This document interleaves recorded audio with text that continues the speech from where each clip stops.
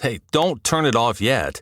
Here's what's coming up on the Nice Guys on Business. What I want to do is make this book perfect for you. I want it to be you talking to your audience. So I interview you, but it's more of a collaboration. So we walk through it together. We work on it together. Of course, I go off and do writing sometimes, but I'm writing just a chapter at a time.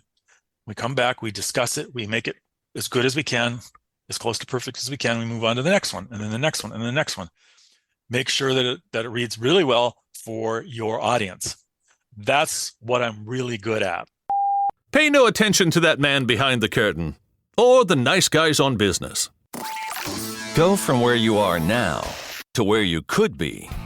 Get expert tips to grow your business, to be more productive and more efficient, whether you're trying to build influence, grow your community, or make it rain. Best-selling author of Nice Guys Finish First, Doug Sandler, can lead the way. The Nice Guys on Business is produced by TurnKey Podcast Productions. Now, here's your host, Doug Sandler. Nice Guy community. So, we've talked about this many times in the past. Find your passion and you will never work a day in your life. Now, while he looks good in Hawaiian shirts, and you'll get this reference soon, he would admit he's much more at home with a pen in his hand and following his passion. Now, following the adage, dream often, dream big, and don't forget about your dreams, Richard turned his lifelong passion into a full-time gig. As a ghostwriter, he has written 48 books, probably more at this point, and written more than 60 of his own. We're going to talk about it. Richard, welcome to the Nice Guys on Business podcast. Thank you. I'm happy to be here. This is going to be fun. This is definitely going to be a great conversation. I don't know if I mentioned your last name in the in the intro, so I'm going to go back and say it's Richard Lowe, just so everybody knows. Yep. And Lowe is not as in a low point in his life. He is actually at the high point in his life right now.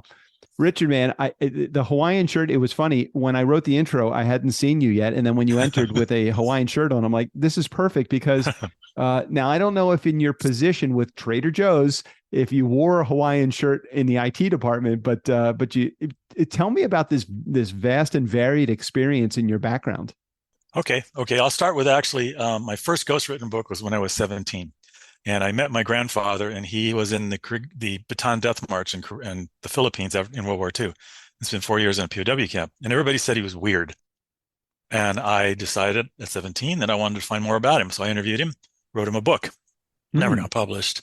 After hearing his story, it's like, I can understand why he's weird. I mean, if I was been in a death camp for 4 years, I'd have been weird too. Wow. So then I wanted to leave home, so I got a job in tech and almost immediately became a VP of a startup, a consulting startup.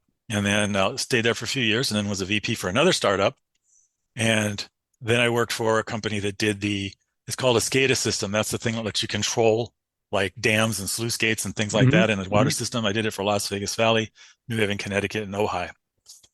I was the manager of that and one of the coders. Ojai is in Ojai, California? Yeah. I live in Ojai, California. Do you? Yes. Well, this was in the 80s, so they've hopefully replaced it by now. But Lake Casitas, I'm just a few miles away from there. That's so funny. Nobody ever knows it. Every time I say Ojai, nobody knows where it is. But when you said Ojai, I'm like, did he just say Ojai or Ohio? Because most people confuse the two. You said Ojai. No. I've spent many days up in Ojai. Interestingly enough, beautiful. They had a Renaissance fair there. I don't know if they still do. Yeah, man. They had lots of shows. It's kind of like a little artsy community. I had a lot of fun there. Yeah, and it's a nice drive. So after that, I went to work for Trader Joe's for 20 years, and I became the director of technical services and computer operations. Long title. And my job was I ran the production computer side. So I ran all of the applications. I ran all the computers. Eventually, it was over 300 of mainframe. Not mainframes, but system computers. I was in charge of all the desktops and laptops and things. So that's 1,500 computers. I had a staff. I had consultants. I had about $5-10 million to spend every year. That was fun, and disaster recovery and security and so forth. But I always wanted to be a writer. So I reached a point in my career where it had been going for 20 years, and I was like, this is not what I want to do. I don't want to work. I don't want to work for a boss anymore. Right. I don't want to be in the 9 to 5. I'm tired of everything. I could do it, and I was making 6 figures, and it was fine. So I said, okay, fine. I'm going to take my savings, and I'm going to just jump off the cliff. I quit and moved to Florida, and then began my writing career. And I started off writing books, and I wrote a whole bunch really fast. And they sold mixed. I had 2 Kindle bestsellers. One sold 15,000 and one sold 5,000 copies. Mm-hmm. They were bestsellers for a week. That's a Kindle bestseller, not on the bestseller list. So there's a difference. Right. One's on LinkedIn, one's on how to use eBay, and a bunch of other books, some fiction, and just tried a little bit of everything. And decided that that was not where I wanted to be in life. Writing books, not because I loved writing books, but it didn't, the income side is very hard for me. I'm not a marketer. I was very, very introverted. As you can tell, right? Rolling my eyes. Nice guy community can't see the shirt, but his shirt is probably, or his personality is probably as big as the shirt. Yeah, I'll give you a little story about the introverted side. When my wife passed away 17 years ago, I came out of that caved in and horribly introverted. I mean, I wouldn't talk to anybody for days. So I picked up a camera and started photographing people and used the camera to talk to people. And I did 2,000 photo shoots, and finally the introversion broke and was gone. And that was an interesting path. But anyway, back to the ghostwriting.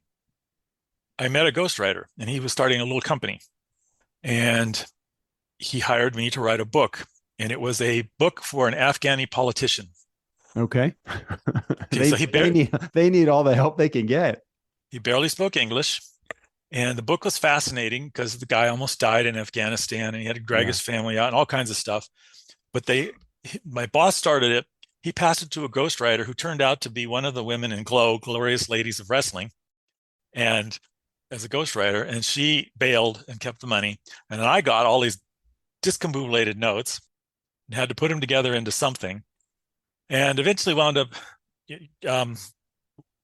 that guy dropped the project, and I decided getting paid $1,000 for a book was not enough. My boss said, the marketing side, you're not going to make any, it's going to take you forever to get stuff if you go out on your own. I quit. The next day I got a $10,000 contract, and the day after that, a $15,000 contract. All right. You were off and running at 15x to 20x what you were making it with that dude. Yep. And they were technical type books. I'm not technicals. They were business books that were talked about technology. So I was like, oh, okay, I can do this. One of my first clients hired me to write a book for him that he wanted to use to get noticed by the CEO of a Fortune 50 company. He was at a lower level, a C-level still, but one of these subsidiary companies. Yeah. By the time we were done, the CEO, the one he targeted, wrote the foreword for the book. And later on, he left. He sells a few thousand copies and he gives it to charity because he doesn't care. He got speaking engagements for $15,000 to $20,000 each. He's the keynote speaker. Yeah. And he used the book to leverage getting a venture cap and started his own startup. Before you go on, I want to make sure that we're putting the emphasis on the wrong syllable, on the right syllable here. So I want to put the emphasis on the right syllable, because I think the challenge is that oftentimes, if we get someone that comes on the show and they promote a ghostwriting service that they have, everybody's got a story in them. It's a matter of what good is the story going to, how do I actually convert that into whatever my next step is, whether it's business or a future career, whatever. Talk about when we first connected, you shared with me a unique value proposition because of your experience with an organization like Trader Joe's and because of your experience as a ghostwriter. Combine those two things and talk specifically to someone that's in my audience that's either has a side hustle that's going really well that they're trying to figure out how to convert, or C-level and trying to figure out how to take their career to the next level using the stuff that you do. Well, which is precisely why that example was important. That's what I do. Is I have a technical background, very deep technical background, but I also have a business background because I've been C-level in 2 companies, and I was a director at Trader Joe's. And believe me, the C-level at Trader Joe's did not want to hear my technical side. Mm-hmm. I'd start talking tech, and they would just kick me out of the room, literally. Understood. They did not put up with that. So I learned how to talk business. Also, I'm really deep into history and demographics and things that are going on, so I'm really understand how the world is working now. So when I write a book about technology, why is AI biting now? Why is Why are supply chains changing? I've written a book on supply chains. Why are they changed? Why are they changing? What's happening behind that? It's not just because. How did we survive COVID? How did businesses survive COVID and the lockdowns? These things I understand because I understand the stories behind them. Yep. So it gives me a broad base to be able to take whoever's out their story and put it in human terms that their audience can understand. And that's my uniqueness is I spend a lot of time collaborating with my clients.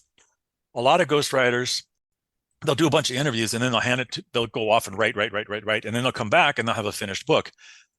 And that can produce an okay book, but it's not usually targeted perfectly. What I want to do is make this book perfect for you. I want it to be you talking to your audience. So I interview you, but it's more of a collaboration. So we walk through it together. We work on it together. Of course, I go off and do writing sometimes, but I'm writing just a chapter at a time. We come back, we discuss it, we make it as good as we can, as close to perfect as we can. We move on to the next one, and then the next one, and then the next one. Make sure that it reads really well for your audience. That's what I'm really good at. Go ahead. I was going to say, is there a specific, and I can sense that you're really good at it because you have, again, the technical prowess through your corporate experience, and you also have the writing passion, which really drives you. Mm-hmm. When you get together with someone and do this chapter by chapter, just give me a template for what the process looks like. So how many times do you get together with somebody? Do you already have an idea that they're going to have a 10 or a 12 chapter book, 165 pages, or how does it get? Just give me a template for what the process is. So typically the project starts out where we try and put our arms around it, partially because we're coming up with the price and partially because I want to understand what this project is and who this person is. I'm looking for a good relationship. And I know that the people who I hire, they want a good relationship too. Sure. Because ghostwriting is long-term. I mean, it takes several months up to a year to write a book. We're going to be together a lot. You, the client, need to be comfortable with me and understand where I'm coming from and know that I'm going to produce your book correctly. So the first thing I'm looking at is the relationship. Are we going to work together well, or are we not going to work together well? Am I going to be able to produce your book or not? Are you comfortable with me or not? And if not, and anyway, we put together the outline, get our arms around it, and then move on to each chapter. The chapters, we will probably collaborate anywhere between 1 and 3 Zoom meetings per week. Mm-hmm. It depends on the client's time. It depends on how much I understand the background, and that will probably taper off as we get further into the book because I'll start to understand more. But at 3 meetings per week, which is usually the most that he'll do, just because that's usually what's needed at the beginning anyway. We go through the book, through the chapter, explain the story. I'm looking for the story. I'm looking for what makes this important to that client's audience. Mm-hmm. That's what I'm always looking for. Why do they care? Why do they care about, say, AI? Why does your audience, let's say it's manufacturers, why would they care about AI? Good, let's get into that. So we have a chapter about introducing AI. We have to tailor that for that audience. Manufacturers, they probably understand AI to a certain extent because they've read about it, but they may not understand that it can run their forklifts, it can run their trucks, it can do all kinds of things. They've heard all the hype on automated trucking, but it's not there yet, and they need to know that. There's all this future stuff we can talk about, and we just go into that. But the point is that the whole purpose of those collaborations is to make sure that we're telling your story with your anecdotes and your words and your viewpoints to your audience so that it bites.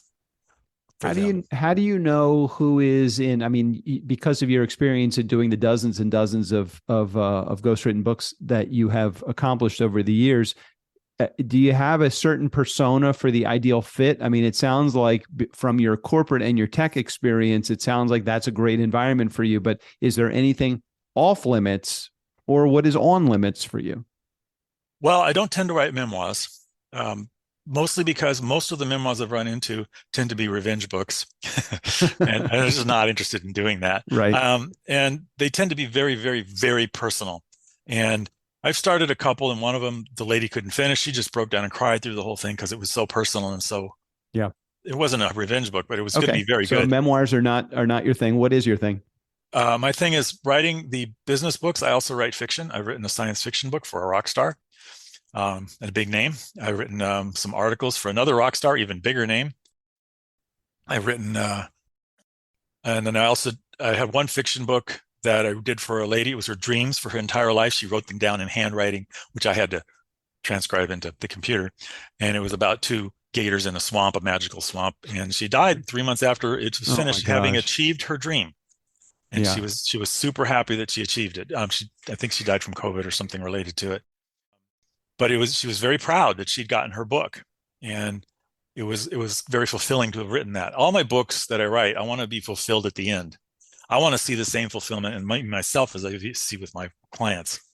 Talk to me for a moment about the business owner side of you from a marketing perspective. You know, we have a lot of people that are out there that are working and struggling and challenged by their own marketing of their own business. What's some of the stuff that is a business owner? You're great at what you do. What's the stuff that keeps you up at night? That keeps me up at night? Yeah. Well, I'm I mean, from a business perspective, I care about you personally also, but I think more I'm related to the business side of things for the sake of this conversation. Marketing. Marketing is something as a solopreneur that I have to do all the time. Yeah. And it's not something that I was trained in. I was trained in tech. So I've got some marketing coaches and things that have helped me get through. Isn't it funny? It's the same thing that that is the biggest challenge for the authors to get their books out there is the same thing that we are all challenged with when it comes to promoting. You know, for me, podcasting was the space to do it. And for others, a blog is the way to do it. For others, there's videos that are the way, YouTube channels and social media are how they do it too. And, neither one of us are 20 any longer. Right. I'm being kind to both of us here. It's stuff that we've had to learn and kind of not struggle with, but just deal with. My solution, I'm a podcasting hammer. Everything looks like a podcasting nail to me. So for me, the solution is always podcasting. For you, the solution to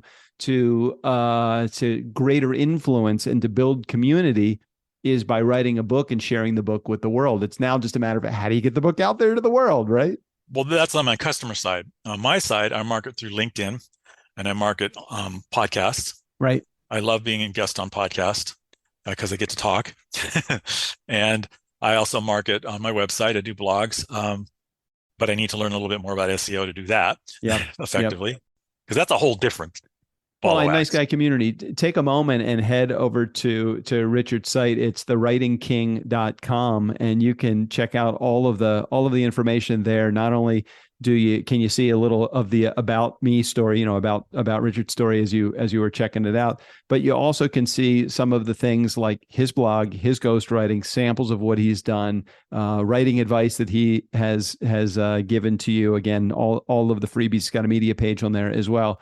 One of the things that he wants to do and wants to share with our community is if you have ever considered writing a book, and again, this has happened right before I hit record, I just thought back to some experience that I had and that JJ had actually and I'm sharing her story with somebody in her community that had a podcast. Basically, it was finish your effing book already. It's like, how many of you out there have a book in you? You've started it, realize the challenges that are not just in the writing, but the marketing and the admin and the editing and the graphics and the layout and everything. And then it's bringing it through to if you're self-publishing, bringing it through to Amazon.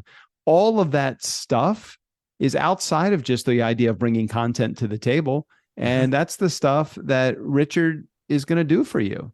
So he's offering a free consult as a part of coming on to the Nice Guys today, which is totally cool. And if you want to get a moment to do that, I'll put a link in the show notes for it. What should they expect if they are getting together with you for that consultation? You don't come across as a sales guy to me, which is good. It's probably sounds like it's going to be more of a conversation that you're just going to be having with them.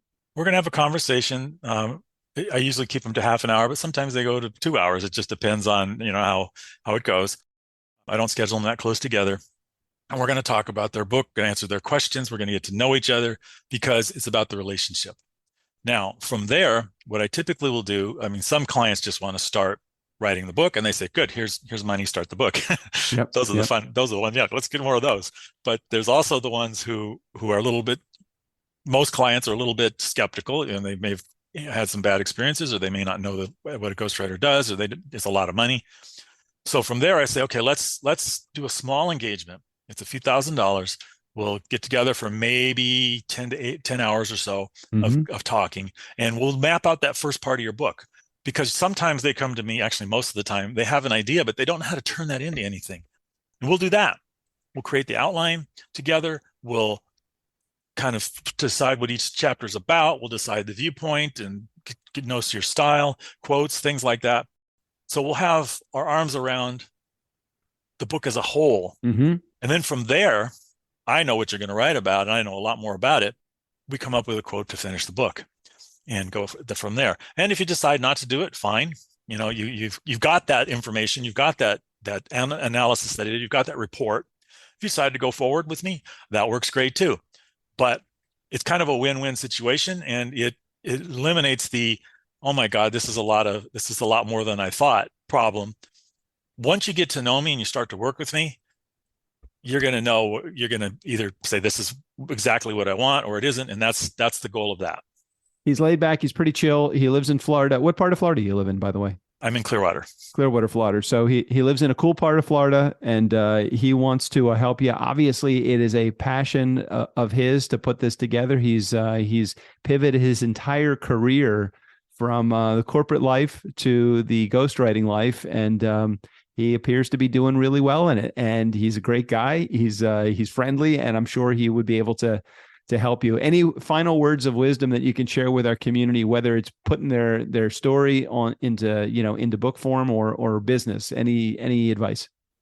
Well, the first thing to do is to stop hesitating. The economy isn't getting better. It may not be getting worse, but the world is getting a little weird, and people are a little, yeah, I'm being nice. And your career is whatever it is. If you want to raise it to a new level, do it. Now, doing it is just schedule an appointment with me. It's very simple. Or with another ghostwriter, but with me, I'd like to talk to you. Schedule an appointment. And then we start writing the book, and we move forward. I'm happy to work out payment plans. I'm happy to work with you to work around any obstacles, timing, and things like that, so that we can write the book that's going to take you out from where you are and raise you and make you more visible in your marketplace. And that's the whole goal, because there might be 50,000 people who understand AI. You want to be the one that people are looking to. Or there might be 50,000 people who are CROs, chief risk officers. You want to be the one that they're calling for speeches and things. So that's what we're going to do. Richard, I so appreciate you sharing your message. It's obvious that you're passionate about what you do, and I'm excited to get some positive feedback from our community, and hopefully get a couple of clients out of this appearance. And for those of you in our community, this is the time to take action, take advantage of the services that Richard has. At least get together with him. If you have that book that's in you that you just have not put pen to paper yet, now is the time to at least get it started. Take the initial free consult. Maybe you'll get your head on straight. Be sure that brain is engaged before putting mouth in gear is the perfect opportunity for you to now get that pen in gear, get that brain engaged, and start working towards getting that book on the street. Richard, thanks for sharing your expertise with the Nice Guys today. Thank you. It was my pleasure. Nice Guy community, never underestimate the power of nice. Again, special thanks to Richard Lowe. All of his information, including access to his free consult, will be right there in the show notes, including all of the links. Steve O'Brien, go ahead and take us out of here.